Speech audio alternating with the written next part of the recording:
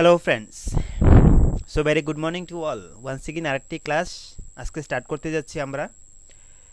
So তোমরা hopefully আমাদের previous ক্লাসগুলো দেখে এসছো। তোমরা অবশ্যই চাইলে কিন্তু দেখে আসতে পারো, আমাদের ইউটিউব চ্যানেলের মধ্যে প্লেলিস্টে সেখানে রয়েছে সেসব রেকর্ডেড ক্লাসগুলো। তো অবশ্যই তোমরা সেগুলো দেখতে পারো গিয়ে। ঠিক আছে, তো আমরা ত্রিপুরা হিস্ট্রিতে কিন্তু অনেকগুলো ক্লাস করেছিলাম। তো আজকে নতুন আরেকটি টপিক নিয়ে আসছি। তো অবশ্যই তোমরা লাস্ট অবধি থাকবে, কমপ্লিটলি করবে এবং তারপরেই তো তোমরা তোমাদের রোল নং এবং নামটি সুন্দর করে লিখে পাঠিয়ে দেবে। তো আমি অবভিয়াসলি বলবো যে কখন পাঠাবে, কোথায় পাঠাবে। সো আমাদের আজকের টপিক যে বীরচন্দ্র মাণিক্য থেকে বীর বিক্রম কিশোর মাণিক্য পর্যন্ত যে তাদের সময়কালে যে রিফর্মসগুলো নিয়ে এসেছিল বা রিফর্মেটিভ মুভমেন্টগুলো বা রিফর্মেটিভ মেজরগুলো, যে সংস্কারক যে চিন্তাভাবনাগুলো ছিল বা কী সংস্কার করেছিল তারা, কী সংস্কার করেছিল তখন সময়কালে, তাদের সময়কালে। এবং আমরা সেটা পড়েছি বা জেনেছি যে যে বলা হয় যে মহারাজা বীরচন্দ্র মাণিক্যকে কিন্তু বা বীরচন্দ্র মাণিক্যের রাজত্বকালে কিন্তু ত্রিপুরার যে আধুনিক যুগে প্রবেশ করে, ত্রিপুরা যে এখন যে মডার্ন আধুনিক যুগ, সেটা কিন্তু তখন সেই বীরচন্দ্র মাণিক্যের আমল থেকে প্রবেশ করতে শুরু করেছিল যদি বলতে হয়। তো তার জন্য সেটা পড়াটা আমাদের দরকার, যে এরা অফ মডার্নাইজেশন, ইয়েস, আধুনিক যুগ যেটাকে বলে। এবং সেই সংস্কারের মাধ্যমে কি কি সংস্কারটি করেছিল তারা, যে ডিউরিং বীরচন্দ্র মাণিক্য থেকে বীর বিক্রম কিশোর মাণিক্য পর্যন্ত। তো তারা অনেক কিছু করেছিল, তাদের সময়কালে অনেক কিছু হয়েছিল, তার জন্য সেটাকে যে আধুনিক যুগ বলবে, মডার্নাইজেশন, এরা অফ মডার্নাইজেশন বলা হয় ফ্রেন্ড। তো আমরা অবশ্যই আজকের ক্লাস সেটা দিয়ে স্টার্ট করবো, বীরচন্দ্র মাণিক্য দিয়ে। এবং ক্লাসটি শুধু আমাদের যেহেতু আরও ক্লাস রয়েছে 4-5টি, অবশ্যই যাবে সেই 4-5টি ক্লাসের মধ্যে সেটি কমপ্লিট করে নিতে। সেটা অনেকটা বড় টপিক, ঠিক আছে, অনেকটা বড় টপিক, তার জন্য 4-5টি ক্লাস তো দরকার লাগবেই। তো পার্ট 1, 2, 3, 4 করে নিয়ে আসবো।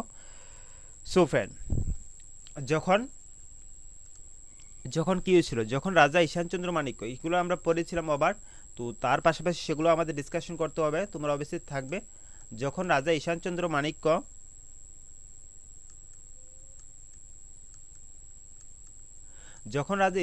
মাণিক্য মারা গিয়েছিল, আমরা কবে পড়েছিলাম, কবে রাজা ঈশানচন্দ্র মাণিক্য মারা গিয়েছিল?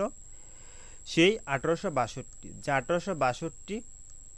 1862 সালের সেই 1 আগস্ট যখন মারা গিয়েছিল ফ্রেন্ড, 1862 সালে যখন 1 আগস্ট মারা গিয়েছে। তো ক্লাস বেশি লং হবে না, 15 থেকে 20 মিনিট হবে, সবাই লাস্ট অবধি থাকবে, ঠিক আছে। সো ঈশানচন্দ্র মাণিক্য যখন 1862 খ্রিস্টাব্দে মারা যায় 1 আগস্ট, তখন কি হয়েছিল, তখন তার যে ব্রাতা ছিল বীরচন্দ্র মাণিক্য, তখন সময় কি হন, যে বীরচন্দ্র মাণিক্য তখন সময় যে ত্রিপুরা রাজা হন, তখন সময় যে বীরচন্দ্র মাণিক্য ত্রিপুরা রাজা হয়েছিল ফ্রেন্ড, ইয়েস। তো ঈশানচন্দ্র মাণিক্য মারা যাওয়ার পর বীরচন্দ্র মাণিক্য তখন সময় পরবর্তী ত্রিপুরা রাজা হন। কিন্তু তার পাশাপাশি সেই সিংহাসনের দাবিদার কিন্তু তখন সময় আরও দুজনও ছিলেন, এবং তারা ছিল যে বীরচন্দ্র ব্রাই, এবং তাদের মধ্যে এক ভাই ছিল বীরচন্দ্র, আরেক ভাই ছিল যেমন চক্রবর ছিল বীরচন্দ্রের আরেকটি ভাই, ইয়েস ফ্রেন্ড, চক্রধর ছিল বীরচন্দ্রের আরেকটি ভাই। এবং তাছাড়া ছিল, উনার নাম তো তোমরা অনেকবার শুনেছো, আমি অনেকবার ক্লাসে ডিসকাশন করেছি, যে নীলকৃষ্ণ ঠাকুর, যে নীলকৃষ্ণ ঠাকুরও ছিল যে উনার আরেক ভাই। তো তারা দুজনে কিন্তু সিংহাসনের দাবিদার ছিল। তো এখন তো অবভিয়াসলি ভাবতে পারো যে যদি কোনো কিছু একটির জন্য যদি যখন এক থেকে বেশি দাবিদার হয়, সেই ক্ষেত্রে প্রবলেম তো থাকবে। তো অবভিয়াসলি সেই ক্ষেত্রে কিন্তু প্রবলেম ছিল অনেকগুলা সেই সিংহাসনের দাবিদার নিয়ে। তো সেই ক্ষেত্রে কিন্তু অনেকটা প্রবলেম ছিল সেই সিংহাসনের দাবিদার নিয়ে। তখন কি করলো, তখন যে ত্রিপুরার সিংহাসনের প্রকৃত উত্তরাধিকারী হিসাবে কে দাবি বা দাবিদার নিয়ে কিন্তু যে বীরচন্দ্রের বিরুদ্ধে কিন্তু অনেকে যে আদালতে শরণাপন্ন হন, তখন সময় যে আদালতে শরণাপন্ন হয়েছিলেন তারা, যে সিংহাসনের উত্তরাধিকার বা সেই দাবিদার কে ছিল, তো বীরচন্দ্র মাণিক্যের বিরুদ্ধে তারা কি করলো, যে আদালতে শরণাপন্ন হলো। তো সেক্ষেত্রে তো আদালত যেহেতু শরণাপন্ন হয়েছে, সেক্ষেত্রে যখন তোমরা জানো, যখন কোনো একটা বিষয়ের উপর যখন কোনো কিছু যখন আদালতে বা কোনো তার উপর কেস হয়, তখন কি হয়, সেই মামলাটি কি হয়, তো ততদিন পর্যন্ত সেটাকে নিষ্পত্তি দেওয়া হয় না, যতদিন পর্যন্ত সেটা সলভ করা হয় না, ততদিন পর্যন্ত তাদের হাতে রেখে দেওয়া হয়, ততদিন পর্যন্ত কে রাজা হবে সেটা ডিক্লেয়ার করা হয় না, ঠিক আছে। এখন যেহেতু বীরচন্দ্রের এগেনস্টে কোনো বিরোধ উঠেছে, বীরচন্দ্রের এগেনস্টে কোনো মামলা এসছে, তো অবভিয়াসলি বীরচন্দ্রকে এখন রাজার করানো হবে না, তো ওনাকে ততদিন পর্যন্ত হোল্ডে রাখা হয়েছিল, ঠিক আছে, যতদিন পর্যন্ত মামলার সেই নিষ্পত্তি না হয়। তখন সময় যে মামলার নিষ্পত্তি না হওয়া পর্যন্ত বাংলার যে লেফটেন্যান্ট গভর্নর কি করেছিল, লেফটেন্যান্ট গভর্নর ছিল তখন সময়, লেফটেন্যান্ট গভর্নর বীরচন্দ্রকে কিন্তু যে বীরচন্দ্র মানিককে ডিফেক্ট বলা হলো, ডিফেক্ট করে রাখা হলো, ঠিক আছে। এবং তাকে রাজা বা তাকে কার্যত রাজা হিসেবে স্বীকার করা হলো। এখন কিন্তু সে প্রকৃত রাজা রইল না, এখন কি হলো, তাকে কার্যত রাজা হিসেবে স্বীকার করা হলো, যা সে অ্যাক্ট করতে পারবে। বাট তার সেরকম কোনো কিছু ক্ষমতাই ছিল না তখন সময়, যেহেতু তার বিরুদ্ধে মামলা উঠেছে এবং তার বিরুদ্ধে মামলা করেছে যে সে সিংহাসন প্রকৃত দাবিদার নয়। তো পরবর্তীকালে কি দেখা গিয়েছিল, পরবর্তীকালে দেখা গিয়েছিল যে যখন 1800 ঠিক তার কিছু সময় পরে সে 1869 সালে 1869 সালে সে 15 মার্চ কি করেছিল, যে 15 মার্চ 1869 সালে সে 15 মার্চ দ্য প্রিভি কাউন্সিল যে বীরচন্দ্র মানিক্যের সপক্ষে কিন্তু রায় দেন। তারা কি করেছিল, সেই রায়টি কিন্তু বীরচন্দ্র মানিক্যের সপক্ষেই রায় দিয়েছিল। এবং পরবর্তীকালে তারা কি করেছিল, যে ইংরেজ সরকার অনুমতি লাভ করে এবং 1700 সেই পরবর্তীকালে যখন ইংরেজ সরকার অনুমতি লাভ করে এবং সেই রায়টি তার পক্ষে ছিল যে বীরচন্দ্র মানিক্য যে ত্রিপুরার প্রকৃত রাজা। তখন সময় যে পরবর্তীকালে তারা ইংরেজদেরও সমর্থন পেয়েছিল, ইংরেজদের সমর্থন পেয়ে সে 1870 সালে, যে 1870 সালে তখন পরবর্তীকালে ইংরেজদের সমর্থন পেয়েছিল। সমর্থন পাওয়ার পরেই কী করলো, যে মহাসমারোহে কিন্তু বীরচন্দ্র মানিক্যের সে অভিষেক যে অনুষ্ঠান সেটি সম্পূর্ণ করলো। তো এই ছিল কীভাবে বীরচন্দ্র মানিক্য হচ্ছে প্রকৃত রাজা হয়ে উঠেন ফ্রেন্ড। তো এখন তো বীরচন্দ্র মানিক্য রাজা হয়েছেন, তো রাজা হওয়ার পরে অবশ্যই কিন্তু উনি সংস্কার নিয়ে আসবেন। আমরা পড়েছি বীরচন্দ্র মানিক্য আধুনিক যুগে বা ওনার সময়কালে কিন্তু যে ত্রিপুরা আধুনিক যুগে প্রবেশ করে। তো অবভিয়াসলি যেহেতু উনি এখন রাজা হয়েছেন, অবভিয়াসলি এখন থেকে কাজ করবেন। তো বীরচন্দ্র মানিক্য সেই রাজা হওয়ার সুবিধার্থে বা রাজা হওয়ার জন্য কিন্তু যে ব্রিটিশ সরকারকে প্রায় 125টি কি দিয়েছিল, 125টি কিন্তু নজর প্রদান করেছে, তখন সব নজর প্রদান করেছিল ফ্রেন্ড। 125টি কি, 125টি যে স্বর্ণমুদ্রা, 125টি স্বর্ণমুদ্রা নজর প্রদান করেছিল ব্রিটিশ সরকারকে। তার পাশাপাশি ফ্রেন্ড তখন সময় যে ব্রিটিশ সরকারকে উনি 125টি স্বর্ণমুদ্রা ছাড়াও প্রায় 3000 টাকা, তখন সময় 3000 টাকা প্রদান করেছিল ব্রিটিশ সরকারকে। 3000 টাকা মিন তখন সময় অনেক পরিমাণ টাকা, প্রচুর টাকা কিন্তু ফ্রেন্ড, ঠিক আছে। তো তখন সময় প্রচুর টাকা কিন্তু 3000 টাকা, তো তখন সময় 3000 টাকা 125 স্বর্ণমুদ্রা তারা প্রোভাইড করেছিল। এবং তার পরিবর্তে কী করেছিল বীরচন্দ্র মানিক্য কিন্তু ব্রিটিশ সরকার যে 1877 খ্রিস্টাব্দে, পরবর্তীকালে যে 1877 খ্রিস্টাব্দে বীরচন্দ্র মানিক্য রাজা হয়ে বসেন কবে, 1870 খ্রিস্টাব্দে, ঠিক আছে। 1870 খ্রিস্টাব্দে তাকে সমারোহ করে উনি রাজা হয়ে বসেন, বীরচন্দ্র মানিক্য অভিষেক ক্রিয়া সম্পূর্ণ হয়। তারপর 1877 খ্রিস্টাব্দে সে 28 নভেম্বর 1877 খ্রিস্টাব্দে সে 28 নভেম্বর কী করেছে ব্রিটিশ সরকার কিন্তু যে বীরচন্দ্র মানিক্যকে সেই মহারাজা উপাধিটি যে মহারাজা যে উপাধিটি সেটি কে দিয়েছিল, সেটি কিন্তু যে ব্রিটিশদের তারা দেওয়া হয়েছিল। কিসের জন্য দেওয়া হয়েছিল, সেসব কিছু প্রদান করার বিনিময়ে কিন্তু যে ব্রিটিশ তারা যে বীরচন্দ্র মানিক্যকে মহারাজা উপাধিতে ভূষিত করেছিল। তো অনেকে বলতে হবে স্যার মহারাজা কেন ব্রিটিশদের দিতে হবে, সেটা কি বীরচন্দ্র মানিক্যের পাওয়ার ছিল না? তো ফ্রেন্ড সেটা কিন্তু তখন সময় থেকে কিন্তু সব কিছু জানি যে আমরা ব্রিটিশদের অধীনে চলছি বা ব্রিটিশ তারা সব কিছুর ক্ষেত্রে কন্ট্রোল করছিল। সো ব্রিটিশ তারাই কিন্তু সেই সব ক্ষেত্রে সব কিছু ক্ষেত্রে তাদের অধিকার ছিল। আমরা পরবর্তীকালে দেখেছি যে পলিটিক্যাল এজেন্টও তারা অ্যাপয়েন্ট করেছিল ত্রিপুরার মধ্যে। সেই ক্ষেত্রে পরবর্তীকালে যে ত্রিপুরাকে যে স্বাধীন ত্রিপুরা থেকে পার্বত্য ত্রিপুরাতে পরিণত করেছিল। তো মহারাজা উপাধিটি কিন্তু সেমভাবে যে ব্রিটিশ তারাই বীরচন্দ্র মানিক্যকে দিয়েছিল, মহারাজা বীরচন্দ্র মানিক্যকে দিয়েছিল। তো পরবর্তীকালে কিন্তু তারাই সেই উপাধিটি ব্যবহার করতো, মহারাজা উপাধিটি বীরচন্দ্র মানিক্যকে দেওয়ার পরেই কিন্তু পরবর্তীকালে মহারাজা উপাধিটি উনি ব্যবহার করতো এবং সেটা দিয়েছিল সেসব দেওয়ার বিনিময়ে কিন্তু 125টি স্বর্ণমুদ্রা, তারপর 3000 টাকা বিনিময়ে তাকে পরবর্তীকালে সেটা দেওয়া হয়েছিল। এবং তারা সেটাও বলেছিল যে ফ্রেন্ড যে মহারাজা উপাধিটি কিন্তু তাকে ব্যক্তিগতভাবে দেওয়া হয়েছে, তাকে শুধুমাত্র ব্যক্তিগতভাবে দেওয়া হয়েছে, এখানে কিন্তু যে তার পরিবারের আর কাউকে দেওয়া হয়নি। এখন যদি মনে করো যে তার ছেলে রাজা হচ্ছে, তার ছেলে যদি পরবর্তীকালে শাসক হয়, সেক্ষেত্রে কি সেও রাজা হবে? নো, সেক্ষেত্রে কিন্তু হবে না, ঠিক আছে।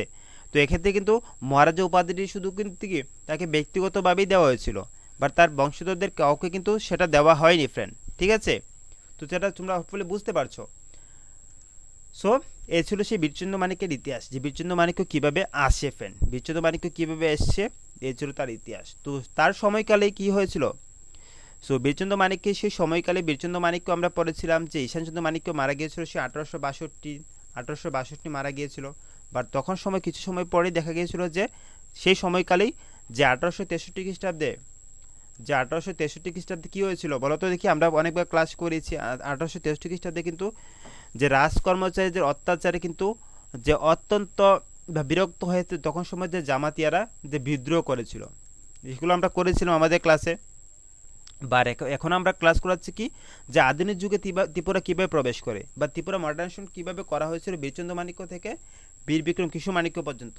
তো জামাতিয়ারা কীভাবে বিদ্রোহ করেছিল ফ্যান, কারণ তখন সময় রাজকর্মচারীদের অত্যাচারে তারা অনেকটা অতিষ্ঠ হয়ে পড়েছিল। তার জন্য পরবর্তীকালে তারা যে তাদের যে সর্দার ছিল এবং তাদের সেই সর্দারের নাম কি ছিল, জামাতিয়াদের সর্দার ছিল যে পরীক্ষিত,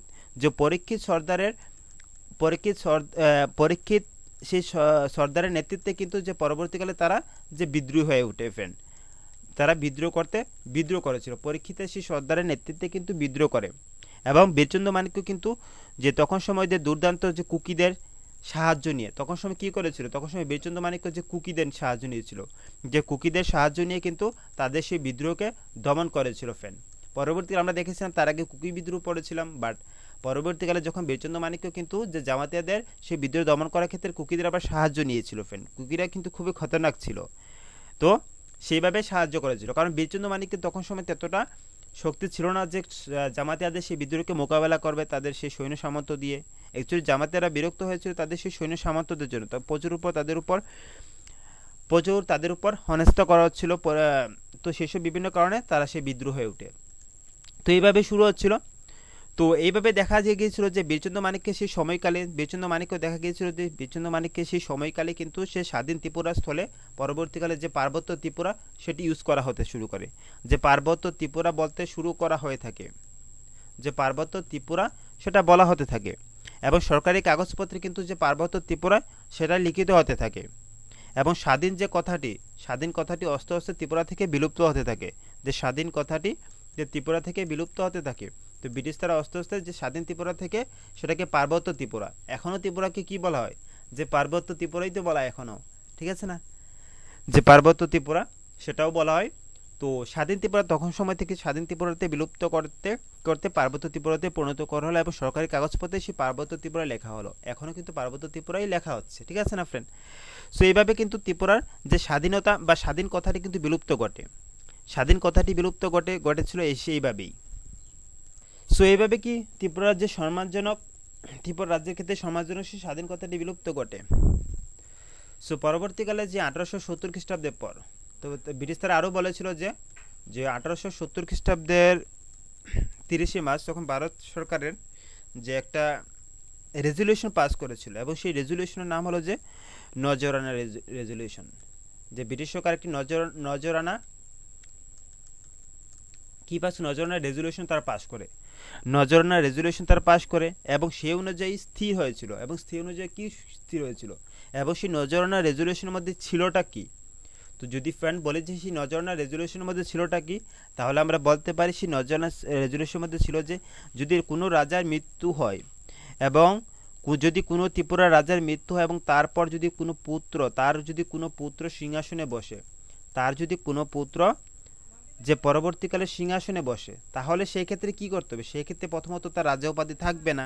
আমরা বলেছি যে রাজা উপাধিটি কিন্তু বীরচন্দ্র মাণিক্যকে ইন্ডিভিজুয়ালি দেওয়া হয়েছে, ব্যক্তিগতভাবে দেওয়া হয়েছিল, তার জন্য তার পরিবারদের কিন্তু দেওয়া হয়নি, ঠিক আছে। তো সেই ক্ষেত্রে যদি বীরচন্দ্র মাণিক্যর পরবর্তীকালে যে 1870 খ্রিস্টাব্দে যে রেজুলেশন পাস করেছে, রেজুলেশন সেটার নাম ছিল কি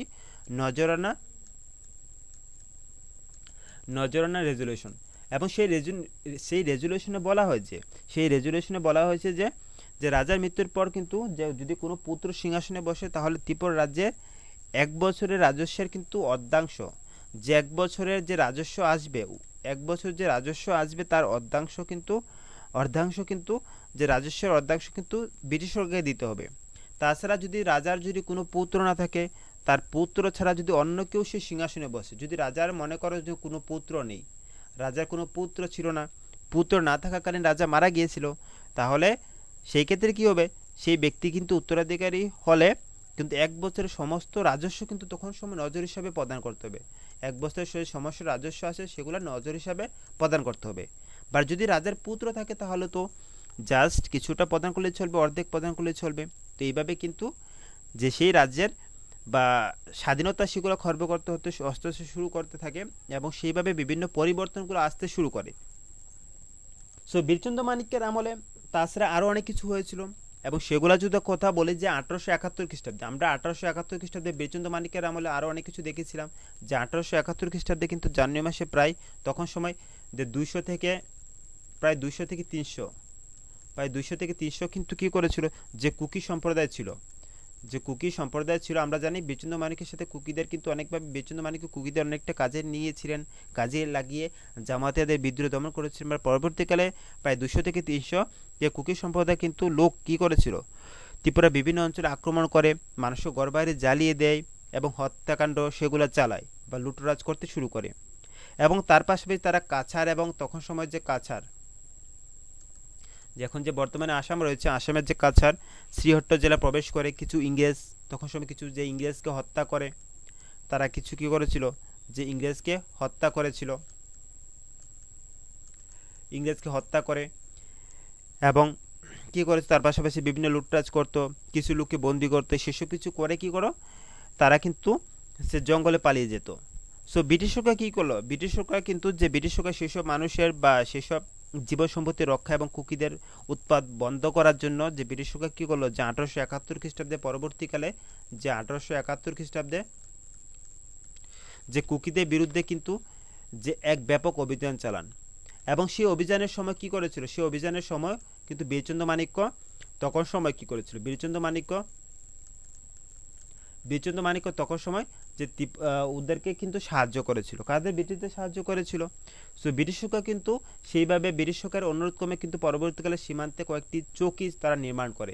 কিসের জন্য নির্মাণ করে, কারণ ভবিষ্যতে যাতে সেরকম আর বিদ্রোহ যাতে না দেখা দেয়, না হলে প্রচুর নষ্ট হয়েছিল সেই সব সময়, তো তারা যেভাবে করেছিল, তো তার জন্য একটি চৌকি স্থাপন করেছিল ব্রিটিশ সরকার অনুরোধক্রমে। পরবর্তীকালে কী করেছিল, ত্রিপুরা রাজ্যে চৌকি স্থাপন করেছিল এবং একদল সৈন্য সীমান্ত পহরার নিযুক্ত করেন। তখন পরবর্তীকালে কী করেছিল, কিছু সৈন্য রাখেছিল যাতে সীমান্তে যে পাহারা দিতে পারে, সীমান্তে পাহারা দিতে পারে, সেসব যাতে উৎপাত না করতে পারে বাইরে থেকে এসে, ঠিক আছে।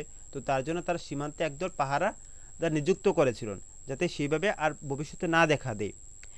তো তখন সময় এই অভিযানের ফলে কিন্তু ত্রিপুরার যে পূর্ব সীমান্তের এক বিস্তীর্ণ অঞ্চল কিন্তু ব্রিটিশদের তত্ত্বাবধানে আনা হয়েছিল। এইভাবে কিন্তু যে সীমানা পাহারার মধ্য দিয়ে যে ব্রিটিশ সরকার কী করলো, যে তাদের যে প্রহরী লাগিয়েছিল তাতে ব্রিটিশ ত্রিপুরা কিন্তু এক বা অনেকটা জায়গা জুড়ে কী করেছিল, ব্রিটিশ সরকার নিজেদের আওতায় নিয়ে এসেছিল।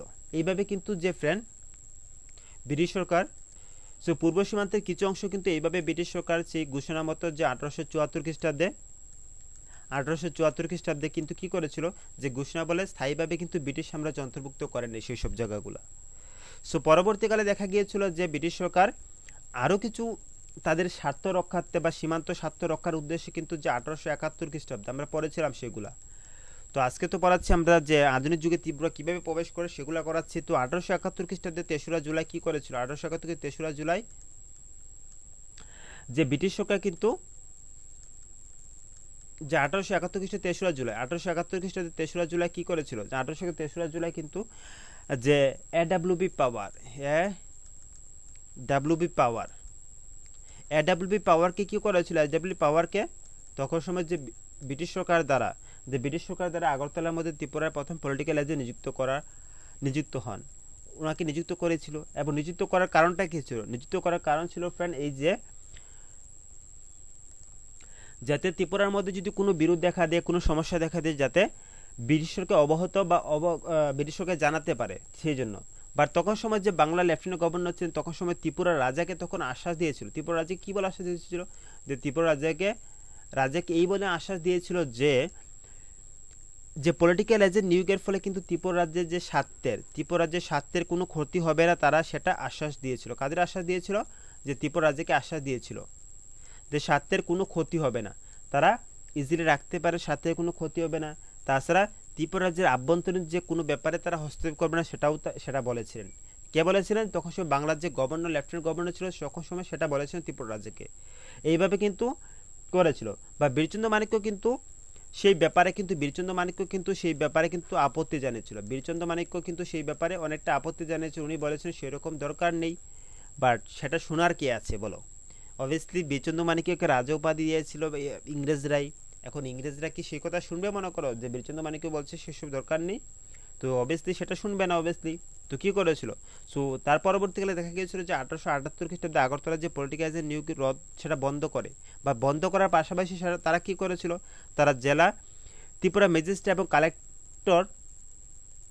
কালেক্টর এক্স অফিসিও অথবা যে সেরকম একটা পদাধিকার বলে কিন্তু পলিটিক্যাল এজেন্ট নিযুক্ত করেন, বা সেরকম তো ডাইরেক্ট করেনি বাট ইনডাইরেক্টলি সেভাবে করেছিল ফ্যান।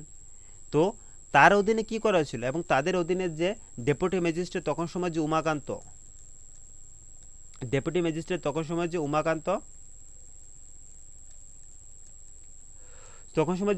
দাসকে কিন্তু আগরতলায় যে সহকারী পলিটিক্যাল এজেন্ট হিসেবে নিযুক্ত করা হয়। এবং তারা স্থির করে যে 1890 খ্রিস্টাব্দে, তখন সময় যে 1890 খ্রিস্টাব্দে তারা স্থির করে, কি স্থির করেছিল, যে 1890 খ্রিস্টাব্দে তারা স্থির করে যে মহারাজা সে পলিটিক্যাল এজেন্টের পরামর্শ নিতে সম্পূর্ণভাবে নিতে হবে, এবং প্রশাসনিক ক্ষমতা নিয়ে একজন মন্ত্রী নিয়োগ করবেন। ঠিক আছে? তো সেই হিসাবে কিন্তু যে ত্রিপুরা রাজাকে দেওয়া হয়েছিল, এবং ত্রিপুরা রাজা পরামর্শ নিতে বাধ্য ছিল, পরামর্শ নিতে হবে সেরকমটা বলা হয়েছিল। এই মত অনুযায়ী কিন্তু যে উমাকান্ত দাস বাহাদুরকে কিন্তু 1892 খ্রিস্টাব্দে যে ত্রিপুরার মন্ত্রী নিযুক্ত করা, তখন সময় যে ত্রিপুরা মন্ত্রী ওনাকে নিযুক্ত করা, কাকে নিযুক্ত করেছে? উমাকান্ত দাসকে ত্রিপুরা মন্ত্রী নিযুক্ত করা হয়েছিল, এবং ওনাকে করা হয়েছিল 1892 খ্রিস্টাব্দে। কারণ 1890 খ্রিস্টাব্দে তখন সময় বলা হয়েছিল ত্রিপুরা পলিটিক্যাল এজেন্টদের সে পরামর্শ গ্রহণ করতে হবে এবং একজন মন্ত্রী নিয়োগ করতে হবে। ঠিক আছে? তো সেই হিসাবে 1892 খ্রিস্টাব্দে সেটা করা হয়েছিল। বা পরবর্তীকালে দেখা গিয়েছিল যে ফ্রেন্ড, সে বলা হয়েছিল যে এসব কিছু তুলে নেবে, বা তুলে নেবে তার জন্য কিছু শর্ত ছিল, যে 1892 খ্রিস্টাব্দে তারা আবার কিছু শর্ত দেয়, এবং সেই শর্তগুলো ছিল যে প্রশাসনিক ক্ষমতা তাকে ফেরত দেওয়া হয়, যে বলা হয়েছে তোমাকে সব প্রশাসনিক ক্ষমতা দেওয়া হবে, বা তার জন্য কি করতে হবে, যে তিনি প্রতি বছর যাতে বার্ষিক রিপোর্ট সরবরাহ করে, পাশাপাশি যখন কুমিল্লার যে কমিশনার যে কুমিল্লার ছিলেন, যে প্রতি বছরে নিজে অথবা যুবরাজ অথবা বড় ঠাকুরকে পাঠিয়ে কিন্তু তার সাথে দেখা করতে হবে, যে কুমিল্লার যে কমিশনার ছিল তার সাথে দেখা করতে হবে। এবং এইভাবে কিন্তু যে আগরতলায় যে সহকারী যে পলিটিক্যাল এজেন্টের পদ, সেটা পরবর্তীতে বিলুপ্ত করা হয়েছিল, বা পলিটিক্যাল এজেন্টের পদ তো ছিল, বা সহকারী পলিটিক্যাল এজেন্টের পদ সেটা কিন্তু বিলুপ্ত করা পরবর্তীকালে। ঠিক আছে? তো ফ্রেন্ড, এই ছিল আজকের ক্লাস। আজকে তো 22 হয়ে গেছে, 22 মিনিট হয়ে গেছে এখন আজকে। তো ঠিক আছে, নেক্সট ক্লাসে আবার ডিসকাশন করব তো তারপরে কি হয়েছিল। ঠিক আছে? তো তোমরা যাবে, কোথায় যাবে? তোমরা টেলিগ্রামের মধ্যে যাবে, এবং উইদিন 10 to 20 মিনিটের মধ্যে তোমরা তোমার সবার রোল নং এবং নাম সুন্দর করে লিখে পাঠিয়ে দেবে। ঠিক আছে friend? Till then, thank you, stay safe, stay healthy, and keep smiling. Thank you all.